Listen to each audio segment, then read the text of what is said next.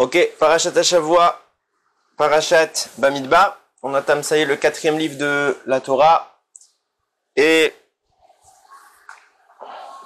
bon, la première paracha, c'est vraiment des recensements. C'est toute la première montée, on va compter le Ham Israël, tribu par tribu, famille par famille. On va arriver au fameux nombre de 600 000 et des poussières. Et après cela, la Torah va simplement, enfin, Akadosh Baruch Hu va simplement demander à Moshe, alors pour précision, on a compté le Ham Israël et la tribu des Lévis de façon séparée, puisque quelque part les Lévis sont sortis de la caste standard du Ham Israël, ils sont montés d'un rang, donc Akadosh Baruch Hu ne mélange plus les calculs. Et en fait, Akadosh Baruch Hu va mettre en place toute une configuration du campement des Béné Israël. Et cette configuration, on en parle très souvent. Elle est vraiment symbolique parce qu'en fait, elle a un sens. Elle n'est pas simplement, c'est pas qu'Akadosh Baruch Hu il a voulu disposer pour que ce soit un peu messoudar, que ce soit un peu ordonné. Non, elle a un sens qui est vraiment intéressant à développer. On va en parler tout de suite. Et donc chaque tribu, donc en fait, si vous voulez, vous aviez au centre le Mishkan, donc la tente dans laquelle il y avait le Mishkan. Donc Moshe Rabbeinu se trouvait là-bas avec Aaron. Autour de ça, vous aviez le camp des Lévi, des Kohanim et des Lévi'im. Et puis, en périphérie, vous aviez 4 groupements, 4 campements de 3 tribus. Ok? Et à chaque fois qu'on se déplaçait, on suivait ce schéma-là. Donc, 3 tribus. À chaque fois, il y avait un chef de tribu et 2 tribus qu'on va dire annexes, entre guillemets, annexes, et qui vont à chaque fois suivre ils vont être orientés dans les 4 directions. Et on va voir qu'il y a un drapeau d'Egel, ce qu'on dit dans la paracha. Ils ont un drapeau qui est quelque part l'effigie de la tribu ou du groupement dont nous parlons. Et à ce moment-là, le Ham Israël va donc prendre une configuration qui a une symbolique dans la Torah. C'est ce qu'on va tout de suite essayer de développer. Pourquoi on parle de cette symbolique? Parce qu'en fait, je le disais, on en parle énormément dans les commentaires, dans les drashot également. Cette configuration, elle n'est pas venue de n'importe où. Déjà, elle remonte depuis Yaakov Avinu. Quand Yaakov Avinu va mourir, va réunir les 12 enfants qu'il avait, il va déjà leur transmettre cette configuration parce qu'en fait, on va voir que il y a des chefs de tribus, enfin, il y a des chefs de campement. Donc, il y a la tribu, par exemple, la tribu de Yehuda, qui va être la chef de 3 tribus, la tribu de Reuven également, qui va être la chef de 3 tribus, pour porter le drapeau et pour représenter le campement. Et pour pas qu'il y ait de jalousie entre les frères, puisqu'on va voir que parfois ce sera pas l'aîné, par exemple Yehuda n'est pas un aîné, donc on aurait pu se dire que chaque aîné d'une mère différente, puisqu'il y a eu 4 Imaot, aurait pu être le porteur du groupement, le porteur du drapeau, et être celui qui est nommé en tant que représentant d'un des 4 campements. Non, c'est pas comme ça que ça va se passer. Par exemple, Reuven, qui est l'aîné, lui légitime, d'accord, légitimement, il va être nommé en tant que chef de son campement, mais Yehuda aussi va être nommé alors que Yehuda n'est pas l'aîné. Donc déjà, Yaakov va mettre en place ce système pour que lorsque Moshe dévoilera la structure adéquate, celle que Akadosh Baruch Hu va réclamer pour le Ham Israël, il n'y ait pas de jalousie. C'était déjà une chose qui était fixée à l'époque des ancêtres. Donc les descendants, le père a ordonné, donc les fils ont accepté, donc leurs descendants, c'est déjà une question qui est pour eux résolue et il n'y a pas eu de discussion là-dessus. Et donc par la suite, au moment et c'est là que ça va commencer un peu devenir intéressant, c'est un midrash très connu, au moment du Har Sinaï, donc lorsque les Béné Israël vont recevoir la Torah, Kadosh Baruch Hu va descendre avec 22 myriades d'anges. C'est une quantité astronomique de malachim qui vont venir poser, c'est connu, ils ont posé des couronnes sur la tête des Béné Israël. Mais en tout cas, ce que les Béné Israël vont voir à cet instant, c'est que les anges ont des drapeaux.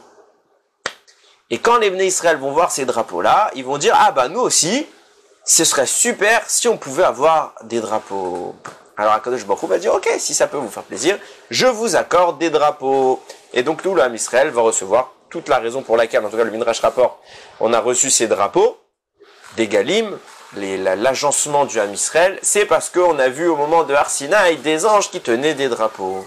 Alors ça fait un peu puéril comme explication, parce que on est bien conscient qu'on n'est pas là dans un texte pour parler de joujou, que les Béné Israël auraient vu entre les mains des malachim. Ah, je veux mon jouet, moi aussi, donne-nous-le Hachem, ça a l'air sympa, etc. Évidemment qu'on ne parle pas de cela.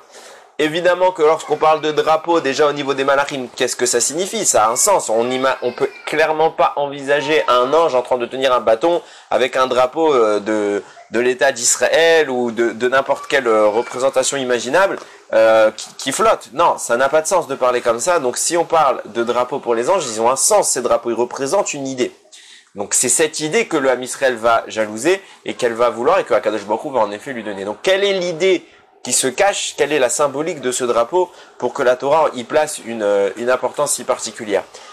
Pareillement, par la suite, on va voir qu'il y a un autre midrash qui corrobore cette question, puisqu'en fait, par la suite, Bilam, c'est écrit que, le midrash y rapporte dans Shemot, sur Béchalar, que toutes les créatures qui voient le Ham Israël agencé de cette manière avec les drapeaux, commence à faire des louanges sur Ham Israël. Et on donne l'exemple là-bas de qui? De Bilam. Bilam a vu le Ham Israël. Quand est-ce qu'il a vu le Ham Israël?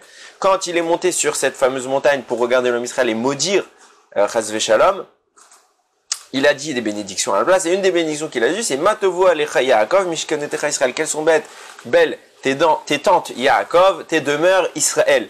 Et Ramim, il y a plein d'explications sur le sujet, dont la Tzniut qui est évoquée là-bas sur les habitations du Ham Israël, mais une autre évocation là-bas, dans le Midrash, c'est de dire qu'est-ce que c'était beau cet agencement du Ham Israël qui s'est réparti de cette manière décrite dans notre paracha, avec les drapeaux, avec les groupements de 3 tribus, ce qui fait 3 fois 4, etc., etc. Il a vu ça, c'est ça qu'il a été choqué de voir cet agencement, cette disposition des troupes du Ham Israël, et il a commencé à avoir une vision en se posant, il a pensé à Paro. Il dit, mais il est khmar ce type. Comment il a pu laisser partir un peuple qui est agencé de cette manière? Et évidemment, encore une fois, si on reste sur cette idée de dire c'est simplement une structure que la Torah a décrite pour donner un ordre, un peu de disposition du Ham Israël, alors évidemment qu'on en arrive à des midrashim qui n'ont ni queue ni tête. On est dans l'explication du puéril, de l'enfantin. On voit, waouh, on a des drapeaux, on comprend pas ce que c'est que ces drapeaux. On dirait que dans l'histoire du monde, personne n'a jamais eu de drapeau et que c'est tellement génial. Et quand bien même personne n'en a eu, la première fois que quelqu'un le voit, c'est Bilam, il voit ça et dit mais c'est génial, ça a révolutionné le monde. Non, on n'est clairement pas dans une débilité pareille. On est forcément dans quelque chose de plus intéressant. Pour que Bilam ne puisse pas maudire, Bilam va voir ça. Et au lieu de ça, il va bénir au lieu de maudire. Donc il sait qu'il se passe quelque chose au niveau de ces drapeaux. Il se passe quelque chose au niveau de l'agencement. Et Paro lui-même va regretter quand il va voir. Parce que vous savez que Paro est le seul rescapé de la traversée de la mer par les Égyptiens. Les Égyptiens ont été broyés par les eaux. Il y en a qu'un qui va survivre, c'est Paro. Akadosh Baruch Hu va le laisser pour un peu témoigner de ce qui s'est passé. Paro plus tard, lorsque dans notre paracha, on va commencer cet agencement, il va voir ça et va dire mais comment j'ai pu laisser partir un tel peuple? Jusqu'à maintenant, il n'avait pas compris la dimension de... Et là, on a eu une idée de mettre des drapeaux. Évidemment qu'on parle de quelque chose de beaucoup plus intéressant qu'un petit dessin sur un drapeau. Alors, de quoi parle-t-on? Pour aborder l'idée, il y a un Sfat Emet très intéressant qui pose la question. Vous savez que Yaakov, lorsque Akadosh Baruch Hu l'a béni, il lui a dit « On ne pourra pas recenser ta descendance. Tellement qu'elle sera nombreuse, on va arriver à un nombre qui n'est plus mesurable. » Il y a une contradiction frontale, et elle est double cette contradiction. Premier niveau de la contradiction, c'est que, on nous recense dans notre paracha. On sait qu'on est 600 000. On sait que la paracha qu'on va être compté à 3 reprises. Donc on sait qu'on est recensable. Donc 2 options. Soit on va dire une explication simple en disant, en fait c'est parce que Hachem il parle pour plus tard. Il n'a pas dit quand. Ça peut être la fin des temps. Ok. Ça marcherait sur le papier. Ou soit, Hachem n'a pas tenu sa promesse. Et quand bien même on parlerait de la première explication, on en arrive à un deuxième niveau de problème, c'est que on est dans un monde matériel. Dans un monde matériel, la notion d'infini ne peut pas exister au sens de l'humain. Pourquoi? Parce que quand bien même on atteindrait un nombre énorme, on peut compter. On peut le compter. L'infini, ça veut dire que ça ne se finit pas. Ça grandit en permanence. Donc on ne peut pas arriver à ce que la bracha d'Akadosh Baruch Hu se réalise. Si Hachem dit, viendra un temps où ta descendance ne sera plus quantifiable parce qu'elle est infinie, alors ça peut pas être réaliste, même si c'est Dieu qui parle, parce qu'on est dans une dimension terrestre, à moins qu'on parle pas dans ce monde. Et si c'est pas dans ce monde, c'est-à-dire dans le monde après la vie, alors c'est pas une bracha, puisque les brachot nous intéressent dans ce monde. Dans le monde de l'après, après la vie, on est déjà dans la récompense. Donc la bracha qu'Akadosh Baruch Hu fait, c'est dans le monde de l'humain, du vivant. Donc il faudrait arriver à une dimension où l'humain, qui est borné par des limites, où le nombre existe, où la valeur existe, où on peut quantifier, on peut mesurer, il sort de ce cadre pour devenir une quantité d'êtres humains de Bnei Israël infinie. Infini, ça veut dire qu'il ne finit plus, ça grandit en permanence. On peut plus arrêter de compter. C'est impossible. Il y a bien un moment, puisqu'on est dans le temps, il y a bien et que la bracha concerne le temps, il y a bien un moment où on peut atteindre le nombre final. Il y aura bien un dernier. Ah, on va dire il y a des naissances en permanence. D'accord, c'est pas toutes les fractions de seconde qu'il y a une naissance, quand bien même on est beaucoup. Donc évidemment que si la bracha que Akadosh Baruch Hu est en train de donner à Yaakov, elle ne peut pas s'appliquer. Elle peut pas. Même si on fait des enfants par 6 comme en Égypte, elle peut pas. On peut compter. On peut compter, surtout voilà, aujourd'hui on a des machines, ça va très vite, on peut compter, aucun problème. Donc, que signifie d'un côté qu'on a une bracha qui nous dit on ne sera plus mesurable, plus quantifiable, et d'un autre côté on voit petit 1 qu'on a été quantifié, et petit 2 que cette bracha n'est pas réalisable dans l'univers tel qu'on le connaît. Qu'est-ce qui se passe dans cette contradiction? Et les Svatémet apporte quelque chose que j'ai trouvé personnellement passionnant. Il ramène ce midrash. En fait, il faut comprendre que cette bracha de donner à Yaakov une descendance vient déjà de Abraham. Abraham, déjà, il avait un grand souci, on le connaît tous, c'est qu'il n'arrivait pas à avoir d'enfant avec Sarah. Et il espérait, mais il voyait que c'était pas possible. Jusqu'à ce que Kadosh Baruch Hu lui promesse Yitzhak. Et en fait, quand il va lui promettre Yitzhak, Abraham va, entre guillemets, ne pas comprendre. Il va être sceptique, mais c'est juste qu'il n'a pas compris qu'est-ce que ça signifie. Parce qu'en fait, Abraham, c'est un grand astrologue. Il comprend parfaitement comment Kadosh Baruch Hu gère le monde. Et il regarde les astres. Et il sait que les astres, c'est quoi? Si vous voulez, l'astre, c'est la dimension de transition entre le spirituel et le matériel. Et Dieu, il envoie de l'énergie au travers de ces astres. On va voir de quoi on parle tout de suite après. Et l'astre, elle le répercute jusqu'à nous. Lorsqu'Abraham va regarder la capacité qu'il a, venue du ciel, à enfanter, à engendrer la vie, il voit qu'il n'y en a pas. Il n'y a pas de vie possible qui va être la résultante, la conséquence de l'union de Sarah avec monsieur Abraham. Impossible. Donc l'univers ne permet pas la naissance d'Yitzhak. Et Akadosh Baruch Hu vient et dit je vais te donner Yitzhak. Abraham lui dit je comprends Hachem, merci beaucoup, ça me ferait très plaisir. Mais comment ça peut marcher? J'arrive pas à voir. Je sais comment le monde fonctionne. Et dans ce monde, c'est pas possible. Il n'y a pas de marche pour la vie entre Sarah et moi. Et Abraham va à ce moment-là vivre une expérience qui est unique. Akadosh Baruch Hu va le sortir de la voûte céleste. Il va le mettre au-dessus des astres. Au-dessus des astres, là, à l'endroit même du trône d'Akadosh Baruch Hu. Il va lui dire, tu as raison. Et maintenant, je vais t'expliquer réellement comment fonctionne le monde. L'astre, c'est la matérialisation d'un ange. L'ange, c'est ce qui fait le tour, ce qui encadre mon trône. Moi, Akadosh Baruch Hu, si on peut s'exprimer ainsi, imaginez, Akadosh Baruch Hu, c'est l'infini. Il n'y a pas de mesure. Et nous, on est dans une dimension finie, une dimension de la mesure. On ne peut pas faire rentrer, Akadosh Baruch Hu ne pourrait pas, entre guillemets, c'est encore toujours entre guillemets, hein, quand on parle de Akadosh Baruch Hu, mais il ne peut pas s'exprimer dans notre monde, parce que notre monde, il est comme trop petit pour lui. Il faut bien comprendre que Dieu n'est pas dans le monde, Dieu n'est pas dans le monde est en Dieu. Dieu, il surplombe le monde, il dépasse cette dimension-là.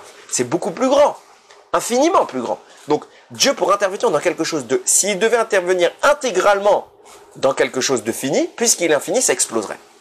Donc, quelque part, Dieu va mettre un intermédiaire entre lui et le monde. C'est-à-dire que lui, il est là, à l'intérieur, il y a le monde, et pour pouvoir agir dans le monde, il va restreindre son intervention au travers d'une énergie qui est infinie.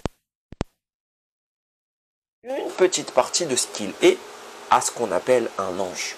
Un ange, c'est une partie d'énergie qu'Akadosh Baruch Hu a donnée qui est limitée.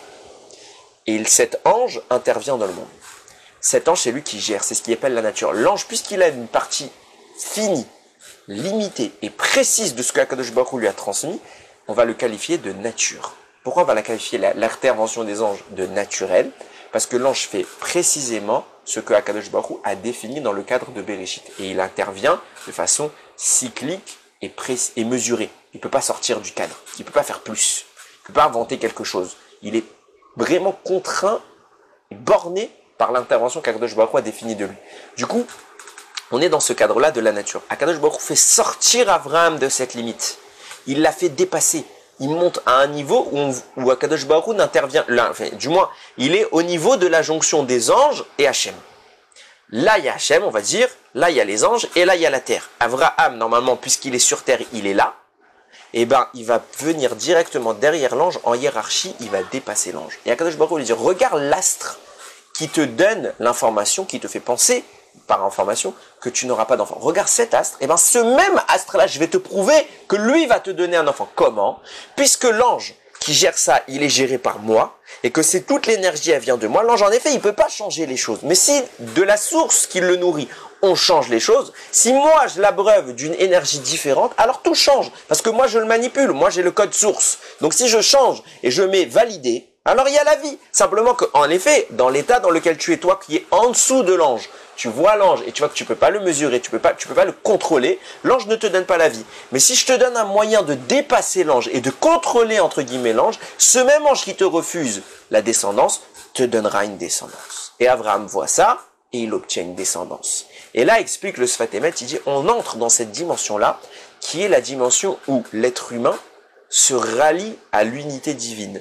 Lorsqu'on est dans la dimension du divin, il y a le 1 et c'est tout. Le 1, il n'y a que 1. Mais le 1 qui est infini. On mesure, c'est une dimension qui s'appelle Akadosh Baruch Hu. Ok? C'est même pas une dimension, ça voudrait dire qu'il y a d'autres dimensions. Non, il n'y a qu'une entité. Toute l'entièreté, c'est Akadosh Baruch Hu. C'est 1. C'est une mesure qui n'est pas mesurable. C'est une unité. D'accord? Mais on ne peut pas lui donner ni de début ni de fin. Ça représente tout. Le 1 dans le divin, c'est tout. Tout. Ça veut dire qu'il n'y a ni début ni fin. Lorsque le divin va se manifester, on vient de l'expliquer, il va borner son existence. Il va borner pas son existence, mais sa manifestation. Et puisqu'il se borne, donc il va prendre son immensité qui n'a pas de mesure, et il va mettre quelque part un début et une fin dans une partie de lui. Donc il va prendre une petite partie, puisqu'il va prendre une partie limitée, donc elle a un début, elle a une fin. Et là on entre dans le mesurable. Donc notre monde est une partie d'Hachem, mais dans ce monde on peut mesurer. Mais si on l'étend à l'entièreté divine, on lui enlève cette limite, il retourne dans l'infinité, on ne peut plus mesurer. Donc quand Akadosh Baruch Hu va matérialiser une intervention dans un espace fini et mesurable, alors la notion de la mesure existe, la mesure on peut quantifier, on peut donner des nombres. On va passer à 1, puis à 2, puis à 3, puis à 4, le nombre qu'on veut. Akadosh Baruch Hu dit, tant que vous êtes dans cette dimension-là, vous êtes mesurable. Mais la bracha que je t'accorde à Yaakov, et donc depuis Abraham, c'est de sortir de ce monde-là. Vous allez grandir, et c'est ça toute l'évolution de Israël. On commence par un, c'est Akadosh Baruch Hu, qui va donner Adam Arishon. Il va donner les 3 votes. Il va donner les 70, le groupe de 70 qui vont descendre en Égypte, qui va donner les 600 000 du Ham Israël. Enfin, les 12 tribus, puis les 70, puis les 600 000 du Ham Israël. Et une fois qu'on arrive à cet état-là, le but, c'est de recevoir la Torah. Et quand on va recevoir la Torah, Akadosh Baruch Hu va quelque part nous proposer de remonter au-dessus des anges, au-dessus de la limite qu'il a placée au monde, pour retourner à une unité inquantifiable. Et c'est ça la bracha. Quand on dit qu'il y aura n mispar, il n'y a plus de nombre, ça veut dire qu'on retourne à l'infini. Comment? Il faut simplement s'adjoindre à la divinité, se supprimer notre état terrestre pour remonter à l'image d'Abraham, au-dessus des anges, au-dessus de la limite terrestre et imposée par la création. Et puisqu'on on sort plus précisément de cette limite, on retourne à l'infini. Et n mispar, là, à ce moment-là, on est complètement dans un cadre non quantifiable. Donc quand Akadosh Baruch Hu dit « je vais t'accorder une bracha », c'est que ta descendance ne sera plus quantifiable, elle lui dit parle pas de nombre, elle parle pas de chiffres, elle parle d'un retour à l'état d'absolu, de l'absolu divin, de la dimension qu'il avait déjà promise à Abraham de sortir du cadre de la création limitée. On retourne dans l'illimité. Et c'est là que ça devient intéressant. C'est exactement en voyant ça que les Bnei Israël ont eu très très très envie. C'est quoi ce qu'ils ont eu envie? C'est quoi ces drapeaux? Le drapeau, c'est quoi? Si je vous prends le drapeau d'un pays, vous êtes la représentation, quand vous êtes le porteur du drapeau, vous êtes la représentation de ce pays. Vous êtes l'émissaire de ce pays. Quand un ange est envoyé sur terre, il a un drapeau. Pourquoi? Parce qu'il est l'émissaire d'une mission très précise envoyée par qui? Par Akadosh Baruch Hu. Et quand j'ai ce drapeau, ça veut dire qu'entre lui et moi, c'est moi l'émissaire. C'est moi le vecteur direct entre Akadosh Baruch Hu et moi. Les Bnei Israël, ils ont voulu ça. Ils ont dit, on ne veut plus qu'il y ait la hiérarchie Hachem, Malachim, nous, on veut remonter au-dessus. On veut nous-mêmes être les porteurs de drapeaux. On veut nous-mêmes recevoir notre ordre directement de toi. On veut être géré par le divin et plus par l'ange, plus par la nature. On veut sortir de cette... On veut le surnaturel. Et on est obligé de vivre dans le surnaturel parce que tu nous as créé que sur une base surnaturelle. Yitzhak n'existait pas dans la nature, il existe dans la dimension du divin, dans le miraculeux. Ça, on peut exister. Nous, on ne veut pas, absolument pas, vivre dans la dimension contrôlée par les anges, on veut les dépasser. C'est pour ça qu'on dit « En mazal l'Israël ». Il n'y a pas de mazal pour Israël. Pourquoi? C'est pas qu'il n'y a pas. On peut être sous le mazal, on peut être en dessous des anges, mais il ne doit pas y avoir de mazal pour Israël. Pourquoi? Parce qu'on doit dépasser, on doit retourner à l'état où on domine le malach. On est au-dessus de l'astre, qui est la représentation du malach, comme on l'a dit tout à l'heure. On veut retourner à cet état antérieur où on est direct en rapport avec Akadosh Baruch Hu. Et on manipule les astres. En mazal. Ça veut dire, il n'y a pas de mazal pour nous, ça veut dire quoi? Ça veut dire on fait ce qu'on veut du mazal. On veut arriver à une dimension, on fait ce qu'on veut de lui. On le calcule, on l'oriente vers ce qui nous intéresse. Ça, c'est la dimension promise à Abraham, Yitzhak et Yaakov. Et c'est justement ce que les Bnei Israël vont voir et c'est ce qu'ils vont réclamer à Akadosh Baruch Hu. Et regardez comment Akadosh Baruch Hu va accepter et comment il va mettre cela en place. C'est pas des choses qui vont être mises de façon aléatoire. Non, le même campement qu'il y a en haut, il va le reproduire en bas pour que, de même que la nature soit gérée, il va faire une sous-nature, un monde dans le monde, mais un monde qui est complètement hors rapport. Il va faire une nature dominée par les anges, donc il y a les malachim qui entourent Akadosh Baruch Hu et qui répercutent l'énergie. Il va faire une deuxième nature qui est gérée par Israël. C'est un groupe indépendant. Et on est géré de même que les anges entoureront Akadosh Baruch Hu. Nous aussi, on va entourer Akadosh Baruch Hu. On va recevoir notre énergie directement, on va boire à la source. C'est ça que les dégalim, les drapeaux vont proposer. Le Ham Israël va sortir de sa nature, de la nature normale pour entrer dans une nature anormale, divine. Et regardez comment Akadosh Baruch Hu va mettre les choses en place. Les malachim, ils ont ces drapeaux. Akadosh Baruch Hu va donner des drapeaux. Combien de drapeaux? Comment les choses vont se faire? Déjà, il y a quoi sur ces drapeaux? Alors, c'est une marloquette. C'est une marloquette, et vous allez voir que la marloquette, c'est exactement tout ce que je viens de vous dire jusqu'à maintenant. Il y a un avis qui dit, vous savez, sous le trône d'Akadosh Baruch Hu, il y a 4 images. Il y a le visage d'un homme, d'un taureau, d'un lion et d'un aigle. Il y a un avis qui dit que les 4 drapeaux, donc les 4 campements, vont avoir chacun un drapeau, un avec le lion, un avec l'aigle, etc., avec un homme et un avec le taureau. Un deuxième avis qui dit non, les 4 lettres du nom d'Hachem. Il y a un qui va avoir le Yud, il y a un qui va avoir le Ke, le Vav et puis le Ke. Et il y a un autre avis qui dit non, il va avoir les lettres des noms des Havot, de Avraham, Yitzhak et Yaakov. Comment? Premier drapeau, première lettre de chaque patriarche. Donc, Aleph pour Avraham, Yud pour Yitzhak et Yud pour Yaakov. Deuxième drapeau, deuxième lettre de chaque patriarche. Donc, Bet pour Avraham, Sadik pour Yitzhak et Aïn pour Yaakov. Troisième drapeau, troisième lettre, Resh, Kouf et Yaakov. Kouf, non pardon, Resh, Chet pour Yitzhak et Kouf pour Yaakov. Quatrième drapeau, même pour Avraham, Kouf pour Yitzhak et Bet pour Yaakov. Il manque une lettre, c'est le He de Avraham. On a sauté cette lettre et nous dit le Mefaresh en question, c'est le Sifte Kohen qui nous précise, cette lettre, elle était symbolisée par les Hanan et Kavod, les nuées de gloire qui nous entouraient parce qu'elle faisait une forme de He. Je l'ai appris en le lisant, je ne le savais pas. Elle faisait une forme de He. Donc c'est pour ça qu'Abraham aussi était intégralement assigné. Donc 3 avis qui semblent à peu près différents, mais en fait c'est la même idée. C'est justement de dire tout ce que l'on veut, c'est ressembler à Avraham, Yitzhak et Yaakov, qui eux ont réussi à sortir de la nature et donc à se mettre autour du Kissé, autour du trône d'Akadosh Baruch Hu, d'où l'image des 4 effigies en dessous du Kissé du trône d'Hachem. C'est pour ça qu'il avait ça sur le drapeau. Pour que quoi? Pour qu'on soit relié directement au Yud Ke Vav Ke, à l'entité divine. Et regardez, même ça va être représenté dans les malachim, dans les tribus. Vous regardez les 4 tribus qui vont les 4 campements des tribus. Le Chida il rapporte que ces 4 campements, à chaque fois il y avait donc le premier, le chef, le deuxième et le troisième. À chaque fois que vous regardez celui qui est au centre, le deuxième de chaque campement, il a dans son nom, il termine par la même dimension que les anges. Vous savez que les anges terminent toujours par Aleph Lamed. Par exemple, ça fait Gabriel. Gabriel, la notion du divin, c'est Aleph Lamed à la fin. Parce que Kel, en hébreu, c'est la divinité. Donc le Kel, le Aleph et le Lamed, c'est l'énergie que l'ange reçoit directement d'Akadosh Baruch Hu. Et justement, vous avez par exemple Raphaël, Michaël, etc. Tout ça, c'est les malachim. À chaque fois, ça termine par Kel. Et justement, dans les 4 campements, celui du milieu, qui est au centre des 4 campements, ça se terminera par elle. Donc je les ai notés. Donc il y a Netanel pour le camp de Yehuda, Shelumiel pour Reuven, Gamliel pour Ephraim et Pagaïel pour le campement de Dan. À chaque fois, Kadosh Baruch Hu va placer ces entités-là, ces chefs de tribu, au centre pour dire, de même que des malachim qui reçoivent leur énergie, et le signe qui reçoivent leur énergie de moi, c'est les lettres Aleph, Lamed, au centre de chaque campement, je mets Aleph et Lamed. Mieux que ça, ils sont à chaque fois nommés, à chaque fois puisqu'ils sont au centre, donc c'est le deuxième à être nommé, donc il y a vous prenez le premier groupement de tribus, donc il y a son chef, le deuxième, celui qui nous intéresse, puis le troisième.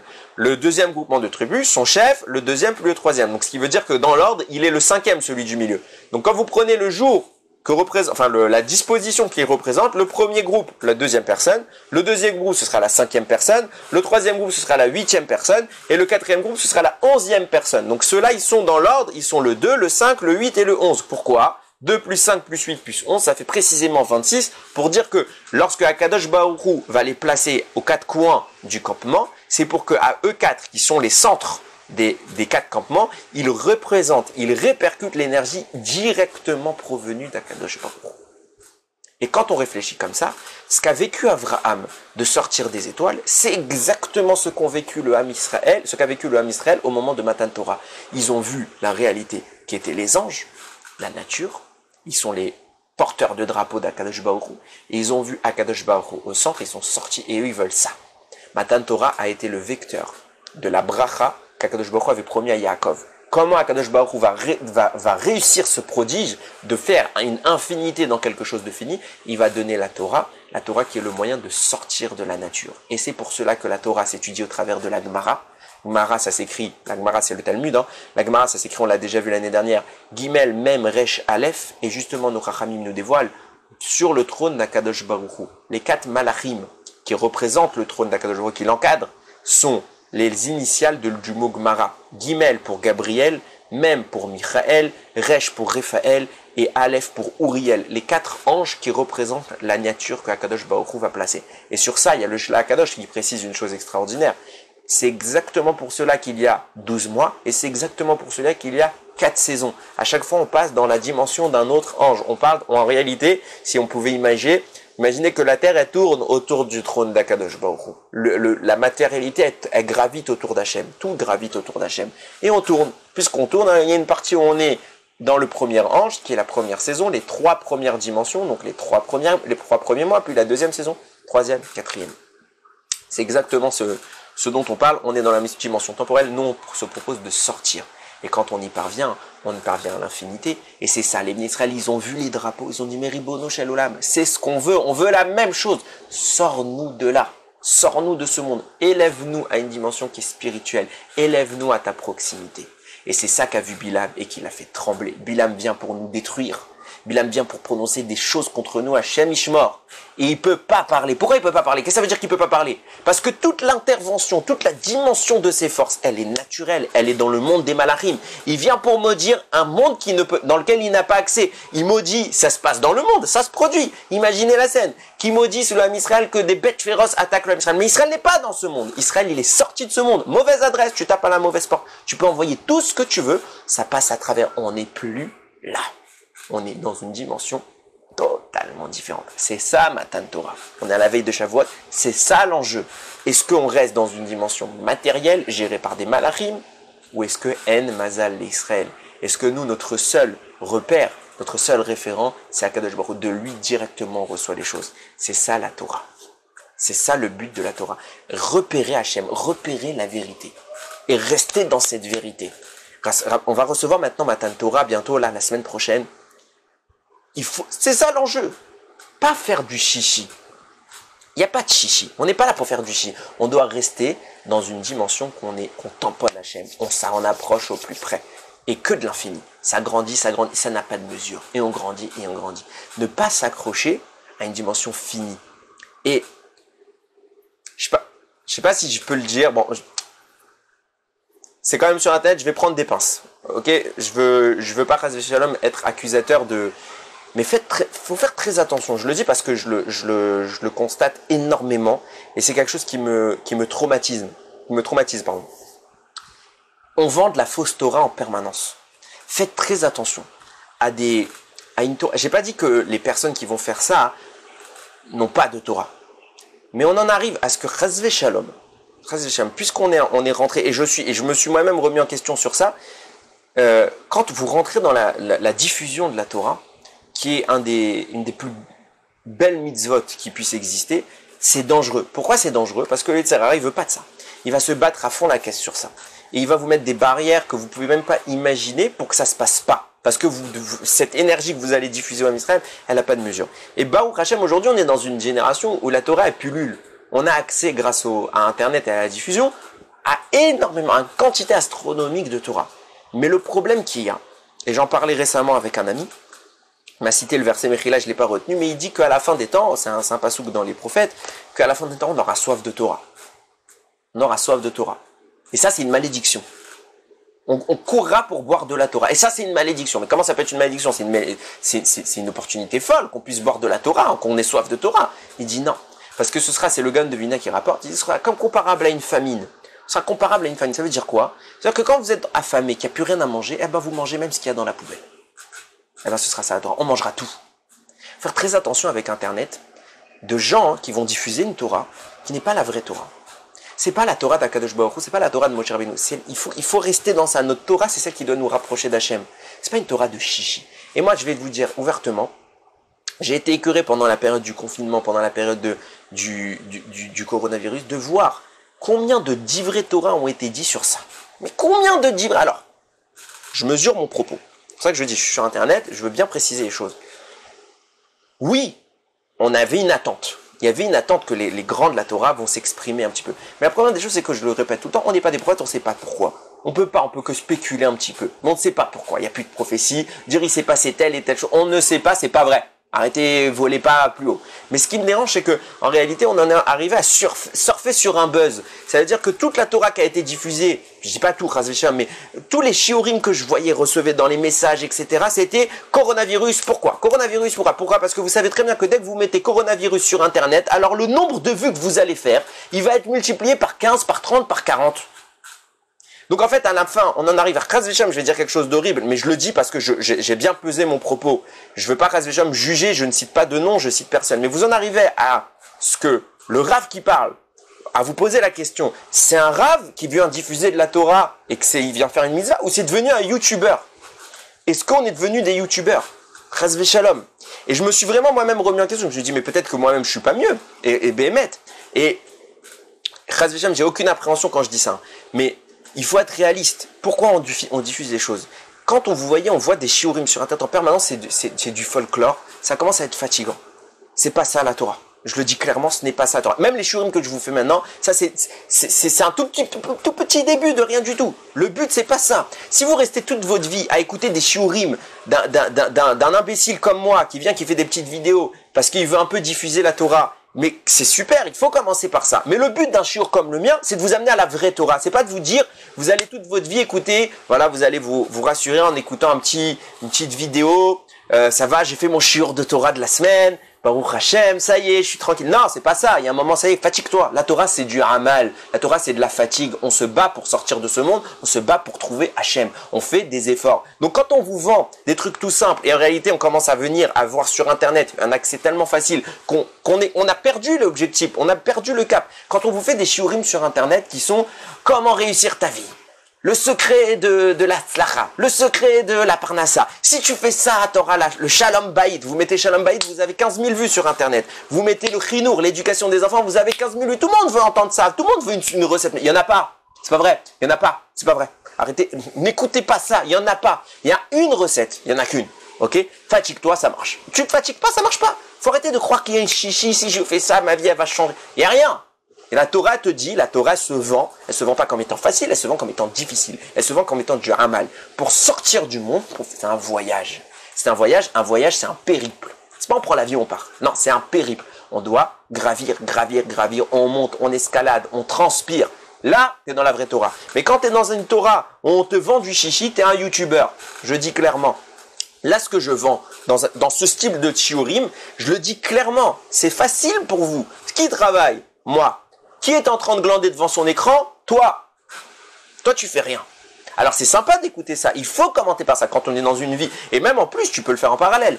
Si tu restes dans une Torah où tu te fatigues pas, où tu écoutes le Rav, que c'est lui qui travaille pour toi, tu n'as rien fait. tu n'as rien fait, tu es un glandeur. Ça a un mérite, tu as écouté de la Torah, mais l'objectif de ces développements-là, c'est un peu mieux comprendre à une dimension, mais c'est surtout de s'amener au amal, à l'effort. Tu veux réussir ta vie? Fatigue-toi, transpire, énerve-toi contre toi-même, remets-toi en cause. Ça, c'est réussir ta vie. Mais ne crois pas qu'à t'avoir d'écouter des petits shiurim comme ça, peinard sur ton lit, ça s'appelle du amal. C'est pas ça, Matan Torah, qu'on va vivre à Shavuot. Matan Torah, qu'on va vivre à Shavuot, c'est transpirer. On va étudier toute la nuit. On n'a pas le droit de dormir. On a envie non, on dort pas, on se fatigue. Rien que la fatigue. Épuise-toi. Un de mes raves, un jour, il m'a dit, c'est pas moi qui parlais, il y avait un monsieur qui disait, ah, tout le temps c'est tôt le minyan, tout le temps c'est tôt. Quand est-ce qu'on peut dormir? Il lui a répondu, j'ai trouvé cette phrase très belle de sagesse. Il a dit, viendra un jour où tu feras que dormir. Ça s'appelle la mort. Là, ouais, ton corps il va se reposer. Mais là, t'es pas là pour ça. T'es là pour vivre. La vie, c'est la fatigue. On fait des efforts. Et il n'y a pas de recette miracle. Et arrêtez d'écouter tous ces shiurim là. Je le dis clairement. Enfin, je ne dis pas de ne pas les écouter parce qu'il y a forcément de la Torah dedans. C'est pas mon propos chas v'shem, et je ne cible vraiment personne. Mais faut arrêter de vendre le folklore de la Torah. La Torah, elle est amitié. C'est la vérité. C'est la dimension du divin. On doit s'extraire de notre monde. Et c'est un vrai périple. Épuisant.